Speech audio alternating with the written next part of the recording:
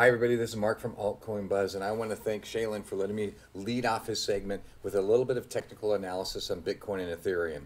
I want to take a look at it because I love crypto. I love the space that we're in. It's so exciting, it's life-changing in my mind, and yet I'm investing my own money, right? So in a volatile market, I want to be able to look at something to make me feel more comfortable, and technical analysis does this for me. So let's just get into it and take a look at what might be happening and coming up and where Bitcoin stands today.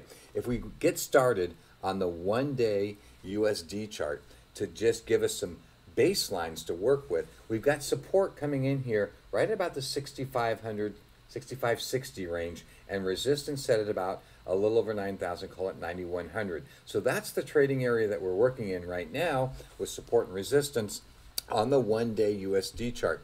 Now, you can see we're hammering at that lower support level, right? So let's drill down just a little bit and look at some other indicators.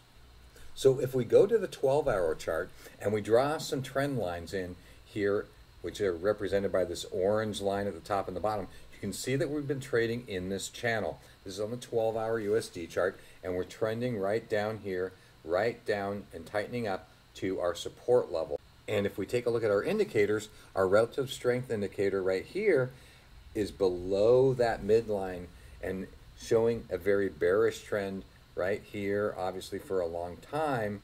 And also our unbalanced volume oscillator is in a downward trend. So any price movement up like we had in here is actually a divergence and indicating that we're still in a bearish market. So let's drill down one more time into a 6-hour. So if we look at the 6-hour and we add in some indicators here, a 200, a 50 candle, and a 14 EMA, and we look at what's happening, we've got some extra resistance right here on our 14 candle line, right? So we've got some additional pressure or a little bit more tightening against all of this right here. And so what happens is, with all this downward pressure, what we've got to be aware of is potential movement below the support level. And what happens there if we break through that after this little bit of consolidation? Well, then we could potentially start driving down this 12-hour trend line again. So now let's just go back to the one-day chart one more time and look at how these moving averages look on the one-day chart. So now as we look at this one-day chart, and each one of these candles now represents a day on our 200-day moving average and our 50-day moving average. This red line is the 200. The 50-day is the blue line.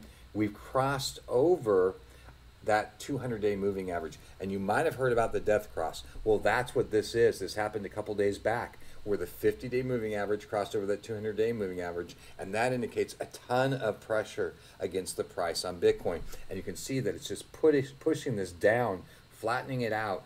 Now this could be consolidation, and we could see some volume come into the market and push this back up. And what we want to see, or at least what I'd want to see, I'm not a professional advisor, this is just how I look at the charts, but what I'd want to see is some decent volume to push us up through this moving average to give me an idea that we're back into a bullish trend. And then I would confirm it with some other indicators. But right now, a ton of pressure, and so our short is going to be in that $6,500, $6,600 range. Our long is somewhere probably in here at about the $7,300 range if we can break through that and make some really good momentum up into this area. So now let's look at Ethereum. So if we look at Ethereum on the one-day USD chart, what we've got is a flattening out here, just like we saw in Bitcoin. That's due to a lot of volume not being in the market in general. But if you can look at it, we've got a 367, call it, support level on Ethereum. And let's drill down into the 12-hour chart on Ethereum. So once again, we've drawn our 12-hour trend lines in the orange, and we're going to look at our indicators below just to see what's happening. You can see we're still in a bearish movement here, just like we were in Bitcoin. We've been trading under that halfway point on the RSI for quite a while. We're in a downward trend on the OBV, and any movement in here to the positive would not be an indication that we're in any kind of bull movement at this point in time. Let's go one more level deep again. And on the 6-hour, you can see how that's flattening out there. We're kind of hammering against that support level right there. But let's add in our EMAs. And you can see once again, just like in Bitcoin, our faster moving average is providing the resistance against that price line, and we're really compacted against that and our support levels.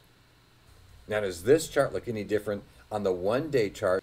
And it really doesn't. If we look, we also have another death cross on Ethereum, and so we've got a ton of downward pressure on this coin as well. And so our support level at 367 is what we want to see us stay on top of and then bounce off of with some decent volume. Right now, if we break through that, we're going to be going short and seeing where this trend continues down. So since I'm not a professional financial advisor and I do this for myself to just give myself some sanity, I encourage you to do your own research. But hopefully you can look at this yourself, see the indicators that we've used, make your own determination, and we'll see what happens in the future. But this is what I'm looking at right now. We're still in a bearish market with no sign of a bull trend coming on right at this point in time. We'll have to look at it again down the road. Thank you, Shaylin. I'll pass it back over to you for the news. Thanks for that awesome recap as to what is happening with technical analysis and cryptocurrency for the popular coins. Now let's talk about what is happening in the news. Well, America's largest Bitcoin exchange is going to invest in cryptocurrency startups. So I'm sure by this title already, you guys already know which is the largest Bitcoin exchange. It is obviously Coinbase, if you guys are wondering. So the company announced on Thursday the formation of Coinbase Ventures. Through it will finance early stage companies that will have teams and ideas that will move the space forward in a positive and meaningful way. So I'm certainly interested in this.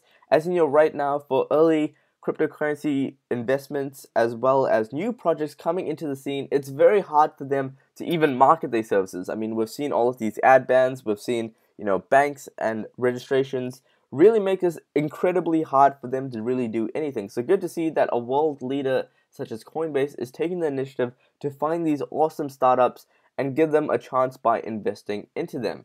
George Soros is also news today. So George Soros is set to invest in cryptocurrency according to this report. So if you guys have been following Altcoin Buzz News, you've been following the channel, we have spoken a lot about George Soros, talking about, bashing cryptocurrency. And this first came after a World Economic Forum, and he said that cryptocurrency is a typical bubble. It is not a currency, and this was according to the Financial Times. He also goes on to say that Bitcoin could offer corrupt foreign rulers to build a nest aboard and hide assets. But it seems right now we're seeing a lot of reports, well, not a lot of reports, but we're seeing some reports of people saying that George Soros is set to invest in cryptocurrency, and he's a billionaire investor.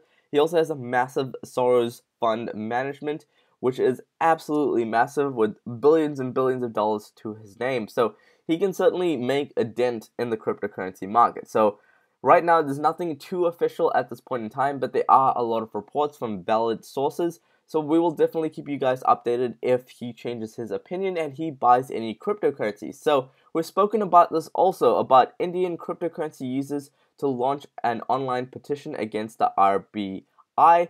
So this demand RBI to reconsider, the ban that we have seen. So the RBI banned banks from extending cryptocurrencies to businesses and corporations. So we have saw this went official yesterday, and we have reported this on the news. Well, it seems like the Indian users aren't taking this too lightly. They're looking at more efficient ways, and it looks like this petition is now in order. So I'm really interested to see whether or not, if this petition gets enough signatures, whether or not the banks would really look at it and be like, maybe we should change this. So I find this very interesting, because obviously banks need users, and if people stop using the bank, then obviously that could cause a whole scene. So I'm definitely following this story closely just to see how this is going to go forward.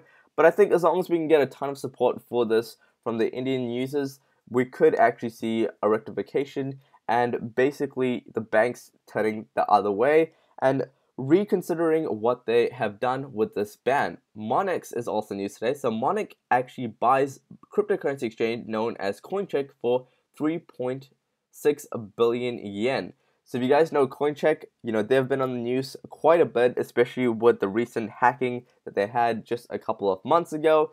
But now it seems that the Monex group has closed this exchange and officially buys Coincheck. So this finds very interesting. I'm really interested to see how Coincheck is going to be moving forward. Of course, they haven't really had the best PR and news in the last coming weeks, in the last short months. So really interested to see how Monex is going to be changing this and how it is going to move forward in the future. Cryptocurrency demand is so strong in Japan that they can't even find enough coders. So Japan really needs more qualified coders. So if anyone is in Japan and you're interested in cryptocurrency, definitely go ahead and help them out. So the main problem for this is labor shortage has driven up the demand and salaries. So it seems like they cannot really find anyone. There's so much of demand in Japan right now that, they can't innovate fast enough, which I find very interesting because right now, it seems that there's not really enough cryptocurrency in use, and it seems like the whole world is just switched off, but Japan is really switched on because right now they're finding more innovation. We're seeing a lot of projects come out of Japan right now. So I'm really interested to see how this is going to move forward as well and how this is going to go, because apparently this year is going to be the biggest year yet for cryptocurrency. Even Fundstrat Tom Lee says Bitcoin price is set to rise late April after the tax day. So he says that, the prices right now are decreasing just because of taxes and people want to claim losses and so forth like this. But he says, do not worry about all the negative news such as the bans from Twitter, Google, and so forth like this. We're really going to see a price increase at the end of this year. And I believe that he also said a massive price prediction for Bitcoin at the end of 2018. He was not the only one. There's a lot of people also from all over the place, such as the founder of Twitter, the CEO of Twitter, who also said that, Bitcoin will be the single best currency in the future. There's also a lot of big players in the scene which are saying that Bitcoin really has a big future ahead, and 2018 will be a massive year for Bitcoin. So we are certainly all looking forward for this. But again, guys, we can't really tell the future. We can't really say when this is going to happen. But he predicts right now that after late April, we will start to see a massive increase in the price of Bitcoin. But if we just have a look at the prices right now, Bitcoin is sitting at 6.6K. It's not really doing too much right now. For the most part, it is just going sideways. So anyways, let's head over to Twitter and let's see what new updates we have. So if you guys are following Electroneum, there's an exciting new update regarding the eagerly awaited patent. So if you guys are following Electroneum, definitely head over to their Facebook where you guys can go ahead and check this latest update. And as you can see, they have a hybrid model with a centralized app and a decentralized blockchain. And they talk more about how this is going to affect their project moving forward.